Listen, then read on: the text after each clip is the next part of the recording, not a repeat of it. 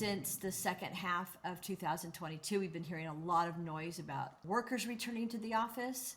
After this big shift to remote work, going to see an increase, in remote and hybrid work, or just even if nothing else, it's just going to stay. It's here to stay. It's interesting because some of the points of on-site work versus remote work have been coming up a lot lately. Some people say, at 5 o'clock or 5:30 when you leave the office, you can switch off easier than you can when you're working remote. And I have to agree with that statement. Yeah, I agree with that. I've experienced that myself when I leave my home office and walk out in my living room. When I was driving, I totally agree with you. There was a time to switch off, listen to some music. You were able to decompress. Now, granted, if you're in a strong commute or an hour and a half each way, that's not a lot of fun. Now you're looking out for the wrecks. You're monitoring the traffic reports to cut your time. But if you're in a shorter commute, it was a nice time to decompress. Welcome to Talking TA with Top Source Talent, the podcast that brings you the latest insights, strategies, and trends in talent acquisition. Hosted by Denise Chaffin, president of Top Source Talent with over 30 years of experience in the industry.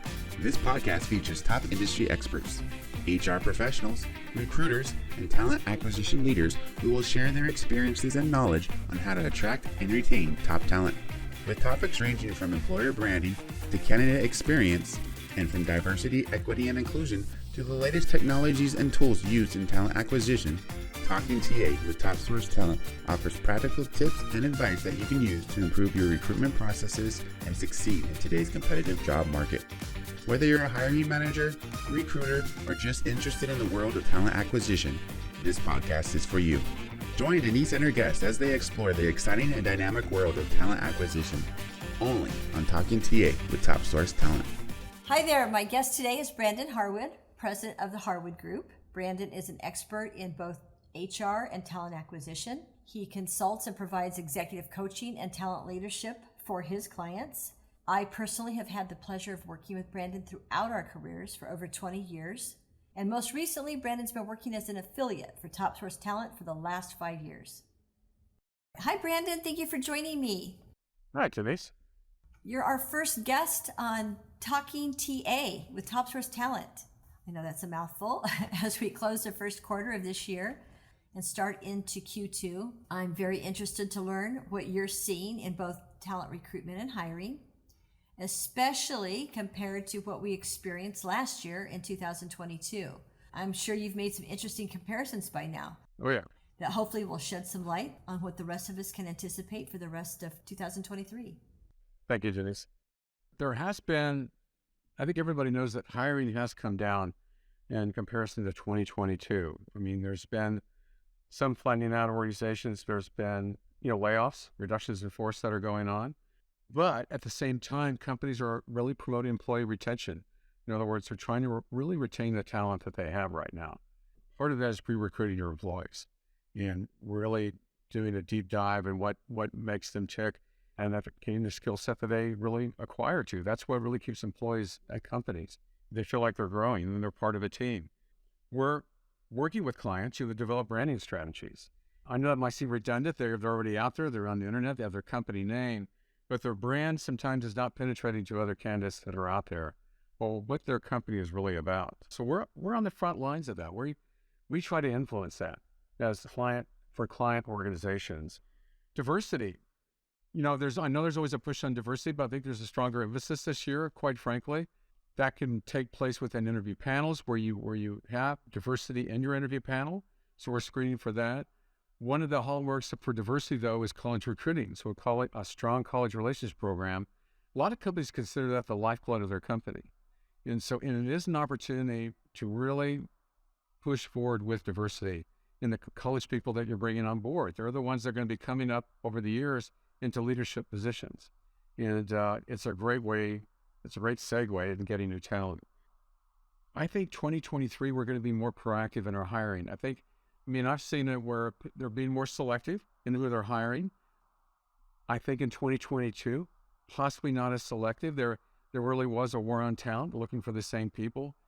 There still is to some extent, but I definitely see the selection process being tighter. How about you, Denise? Yeah, I agree. In fact, in having this conversation with some of our clients, who are kind of forecasting hiring for this year. Like you said, things are a little slow rolling into Q1. think that they were slowing down actually starting late Q3, early Q4 last year. So there is more of an emphasis, on talent, on hiring, and like you said too, diversity hiring, especially gender hiring. I know that some of our clients talked about bringing back, top female talent, if you would, and they want to put them through, more employee development, leadership development programs to kind of get them into those higher level positions. I know there's a real big push for that. It was interesting. There was a Fortune.com article that mentioned that women CEOs run more than 10% of Fortune 500 companies now for the first time in history. And Wow. I think it was maybe a year or two ago that it was at 4%. So apparently, across all industries, there is a push for female talent and developing that talent into leadership roles. How do you, Denise, just as a segue to that, and attracting talent, how are you seeing, if you will, working remote, so to speak? I know the pandemic drove that, right? A lot of people work remote, especially professionals. They're set up their home office. It could be in the kitchen. It could have been a dedicated room, but they made it work.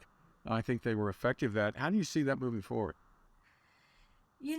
I think that, and just based on conversations I've had with people, I think that the remote work and hybrid work situation is here to stay. Okay. Last year, there was a LinkedIn post. Actually, it was February 6th of this year. It was a LinkedIn post, and they talked about 85% of recruiters surveyed believe that remote work will be the new normal, and that's a high number. Yeah. Of recruitment and TA professionals. Since the second half of 2022, we've been hearing a lot of noise about workers returning to the office. Right. But I think that, after this big shift to remote work, we're going to see, an increase, in remote and hybrid work, or just even if nothing else, it's just going to stay. It's here to stay. With respect to people who want to stay in on-site roles, there are those as well. In fact, it's interesting because some of the points, the pros and cons of on-site work versus remote work have been coming up a lot lately. And, some of the pros to working in the office, have been coming up for those companies that want to bring people back on site. And there are people who prefer not to work. Right. So there is that as well. Some people say, at 5 o'clock or 5:30 when you leave the office, you can switch off easier than you can when you're working remote. And I have to agree with that statement. I've been working remote personally for many years. My whole team has, just because we're covering so many different clients in so many different regions, states, and a lot of times too, they don't have the office space to bring on, their external resources. And so we've all That's right. worked remote. And it's interesting because there are times you don't shut it off at 5 or 5:30. You're still working until 7 or 8 o'clock at night. And it's like, oh, yeah, if I worked in an office, I probably would shut it off earlier. Some people feel that they function better in a structured and more social setting. Right. I've had employees, in fact, who have told me that, I just don't like working remote. I feel isolated. But there are some people too who also say they feel more included in some of the activities that's going on in the company. They do feel isolated if they're at home, like the team that's working on site isn't including them in some of the activities and decisions that are being made. So there are, pros and cons to both. But I do believe, and based on conversations I've had with others, that the remote and hybrid work situation is here to stay. It might balance itself out a little bit, but it's here to stay. Yeah, I agree with that. I've experienced that myself when I leave my home office and walk out in my living room. When I was driving, I totally agree. There was a time to switch off, listen to some music. You're able to decompress. Now, granted, if you're in a strong commute or an hour and a half each way, that's not a lot of fun. Now you're looking out for the wrecks. You're monitoring the traffic reports. You're looking for surface streets you might have to jump on to cut your time. But if you had a shorter commute, it was a nice time to decompress. And I think we as remote workers have to find a way to do that. Yeah. To switch off. Yeah. Not have your phone monitoring all the time. That's a good point. I like that a lot. But I've also seen, Denise, you might agree with me, when it comes to senior people or leadership positions, I've seen where they're still flying that leader in to meet with, the last panel of interviews or the final phase of his or her interview process. They want to see that person face to face. There is that connection. They're definitely looking for that. What's been your experience? And I am hearing that companies are going to continue with video conferencing, especially like you said, since they've improved the platforms now with, gosh, I think we have Google Meet now, we have Zoom, we have Teams.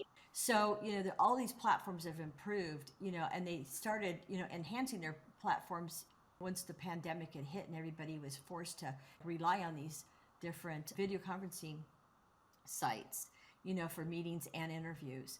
I do believe, kind of like the remote, like we're talking about with the remote versus on-site work situation, I think that we're going to see the video conferencing remain as commonplace for all of us who are doing recruiting. They found that, utilizing video conferencing shortens the recruitment and the hiring cycle completely. It completely shortens it. Also, the logistics, it saves money for companies. They don't have to pay for people to fly in, especially again, for out-of-state candidates. They don't have to pay for fly in for interviews until the final interview phase. So it helps. The video conferencing helps to screen out candidates who aren't a good fit for a position. It also allows leaders and people who are part of an interview team to interview candidates remotely, and be able to kind of keep that interview process flowing instead of having to wait for John Doe or Mary Smith to get back into the office for on-site interviews. They can just go ahead and set them up. There's this company called HireVue too, and I'm not trying to, promote a company here, but they do have kind of a unique, and I had worked with their software in the past, do have kind of a unique platform where a candidate can actually interview on this platform, and then the interview is recorded and then sent off to the interview team then to watch the interview. So they're given I think 3 or 4 questions that they answer verbally and then a couple that they write out the answers to. But at the end of the day, that whole entire interview then is passed on to the interview team, and then they can kind of select from there next step interview phases for these candidates. So it's interesting how it's developed and how it's expanded. I do see though that people who are in final stage interviews are coming back on site. Yes. They are bringing them in for those final interviews, like you mentioned. Yeah, I couldn't agree with you more. And I'm actually a candidate you're talking to that did a video-based interview like that one time, and it's a very different experience. You feel like you're on stage, you're looking at a camera, and so. But I thought it went okay, but you're just not getting that feedback from somebody across the table. You're not reading any cues, if you will. If they're leaning back or they're leaning forward, they're very interested in what you're saying. That's the part that was missing for me. But I do respect the efficiency of that. Oh, yeah. Okay, I've got a funny story for you. Yeah, sure. So when we first started working with that type of interview platform, if you would, there was a guy who was doing an interview. And as he's interviewing, he's in his bedroom in front of the computer, right? And as he's doing the interview, his wife, who doesn't know he's interviewing, walks out of the shower behind him, stark naked. Yeah. So when he submitted the interview, he had no idea she had been behind him. Yeah. So some of the things that came up from those interviews was you have to watch your background. Some people had cats jumping in their laps, jumping onto, because they're interested. So you see a cat face, or dogs barking in the background, or kids. So there were some things when we started working with that platform where we had to really kind of let candidates know, hey, FYI, these things happen, make sure that before you submit your interview, that you've had an opportunity to work in kind of a private setting. One of the things I did want to mention, Denise, that in manufacturing, if you look at the companies or the sectors, aerospace to semiconductor to high tech, other industries, aerospace is growing. Yeah. And semiconductors is very interesting right now because it's become publicized that 95% of all semiconductors, or we call it microprocessors or chips, are manufactured in Taiwan. And those go into everything, to electronics, to automobiles, to cars. That's why car prices are so high right now, to all kinds of electronic products. And there is a geopolitical landscape. I don't necessarily want to touch on that, but the largest manufacturer is Taiwan Semiconductor, known as TSMC. They're building operations in the United States now. And so that manufacturing, they're moving to the United States. It's kind of the opposite as somewhat's been moving out. And I can talk on it because I live in Arizona. They're moving to the Chandler zone. They're actually building a very large facility. But I think they're also building in another state in the United States. And I think you mentioned to me the other day, Dresden, Germany, where they're putting a facility. Can you comment on that, or What's been your experience Yeah, there? well, we're working for a client right now in Germany. Well, actually, they have positions in Germany. They're based out of the Bay Area, and it's a semiconductor capital equipment company. And so they are opening a couple of positions in Dresden. And when I was interviewing one of the candidates for the position of managing director, the candidate mentioned that TSMC is opening a facility, manufacturing facility in Dresden as well. Dresden, I think, is kind of like the Silicon Valley, if you would, for Germany, from what I'm hearing. Yeah, it's really But changed. anyway, so yeah, they're expanding. Well, because again, too, and trying to keep our geopolitical conversation to a minimal here for this conversation. I think that as we're kind of preparing, for the future, if you would, Right, however it's going to unfold, right, these companies are looking at, okay, where else can we do manufacturing right. instead of in the Asia Pacific zone. So yeah, there will be an increase in that, definitely. But yeah, to your point too, we have a decrease in manufacturing across some of the other sectors, but we do see an increase in hiring right now in aerospace, renewable energy, healthcare, medical device is always busy. We have medical device Right, clients that we right. support, and they're always busy, and they're always like the leaders, if you would, of technology. You mentioned TSMC. When I had a meeting with them, it's probably been a year and a half ago. That was Yeah, going to be one of the key areas where they were going to focus on for hiring here in the United States was college, and going after the university. So, and we have other clients that we support in those areas as well. We place some of our recruiters with them to help bolster their university recruiting programs. I know too, another point that I'm hearing about right now is the Gen Z, candidates are going to, yeah, that generation. Yeah, over the next couple of years. Gen Zs, of course, are people who are born between 97 and 2012. So our older Gen Zers are a whole 25 or 26 years old right now. But according to Forbes, 27% of the global workforce will be Gen Z population by 2025.